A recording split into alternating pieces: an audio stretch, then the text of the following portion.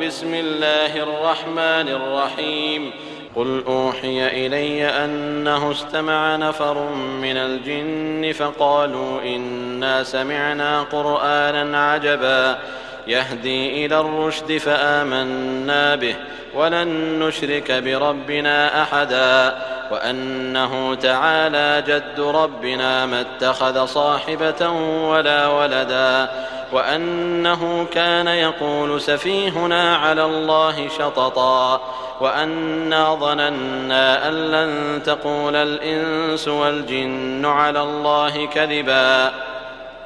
وأنه كان رجال من الإنس يعوذون برجال من الجن فزادوهم رهقا وأنهم ظنوا كما ظننتم أن لن يبعث الله أحدا وأنا لمسنا السماء فوجدناها ملئت حرسا شديدا وشهبا وأنا كنا نقعد منها مقاعد للسمع فمن يستمع الآن يجد له شهابا رصدا وأنا لا ندري أشر أريد بمن في الأرض أم أراد بهم ربهم رشدا وأنا منا الصالحون ومنا دون ذلك كنا طرائق قددا وأنا ظننا أن لن نعجز الله في الأرض ولن نعجزه هربا وأنا لما سمعنا الهدى آمنا به فمن يؤمن بربه فلا يخاف بخسا ولا رهقا وأنا منا المسلمون ومنا القاسطون فمن أسلم فأولئك تحروا رشدا وأما القاسطون فكانوا لجهنم حطبا وأن لو استقاموا على الطريقة لأسقيناهم ماء غدقا لنفتنهم فيه ومن يعرض عن ذكر ربه يسلكه عذابا صعدا وأن المساجد لله فلا تدعوا مع الله أحدا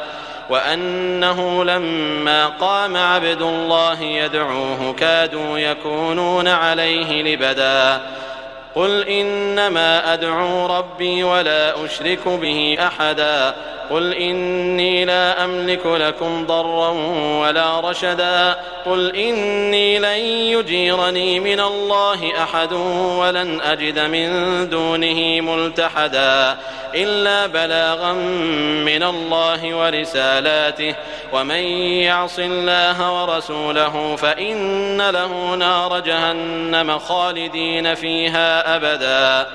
حتى إذا رأوا ما يوعدون فسيعلمون من أضعف ناصرا وأقل عددا قل إن أدري أقريب ما توعدون أم يجعل له ربي أمدا عالم الغيب فلا يظهر على غيبه أحدا إلا من ارتضى من رسول فإنه يسلك من بين يديه ومن خلفه رصدا ليعلم أن قد أبلغوا رسالات ربهم وأحاط بما لديهم وأحصى كل شيء عددا.